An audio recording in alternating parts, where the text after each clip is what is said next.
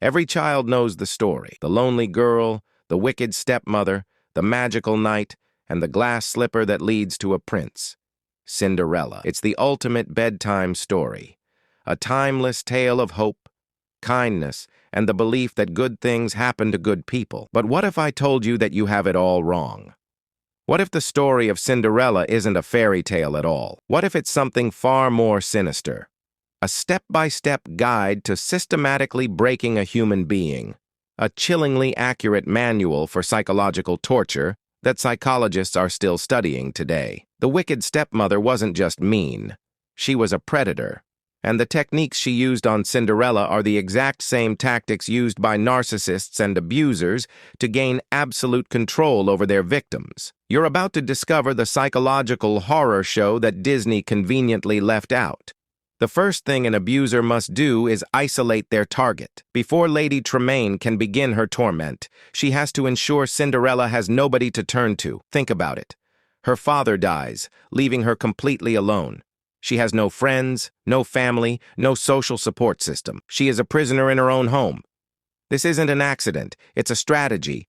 Abusers work to cut their victims off from the outside world because a person who is alone is a person who is easy to control. By turning Cinderella into a servant, the stepmother strips her of her social standing and any remaining connections to her past life. She is made to feel that she exists only within the four walls of that house, and her entire reality is defined by her abuser. This is the foundation upon which all other abuse is built. Once the victim is isolated, the real mind games begin.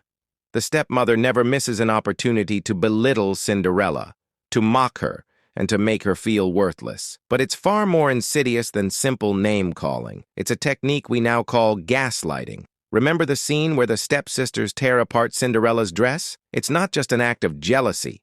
It's a calculated act of psychological warfare. They take the one thing that represents hope, a connection to her mother, and a chance at a normal life, and they physically destroy it in front of her. The message is clear. You are not allowed to have anything good.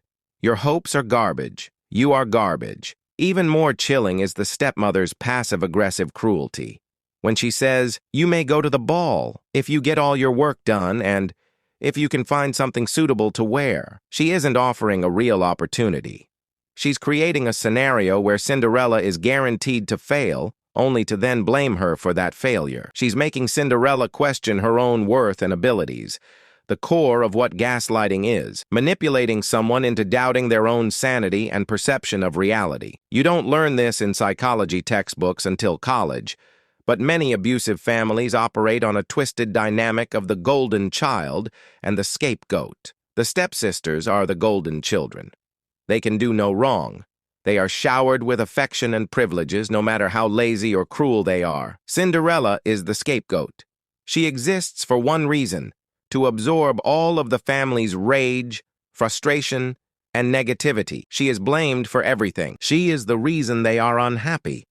By pouring all their poison into her, the stepmother and stepsisters can maintain their delusional self-image of being good, deserving people. This is why they must constantly keep her down. Cinderella's kindness, beauty, and resilience are a threat to their narrative. Her very existence reminds them of their own ugliness, and so they must punish her for it day after day. They aren't just giving her chores. They are trying to extinguish the light inside her because it shines a spotlight on their own darknesses. And what about the prince, the charming rescuer who saves the day? That's perhaps the most misunderstood part of the entire story. In the context of abuse, the prince isn't a love interest. He's an escape route. Victims of long-term abuse often develop what's called a trauma bond. They become so desperate for any sign of kindness or a way out that they will latch onto the very first person who shows them a shred of decency. The prince doesn't even get to know Cinderella. He dances with her for a few hours. But for someone who has been starved of all human kindness, that small act feels like an epic romance. He doesn't save her because he fell in love with her personality. He saves her because he represents a complete break from her reality of torture. Happily Ever After isn't about the marriage. It's about the escape.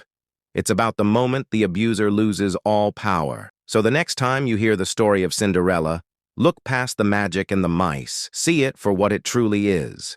A terrifyingly accurate depiction of how a human spirit is systematically taken apart, piece by piece. It's a survival guide hidden inside a fairy tale.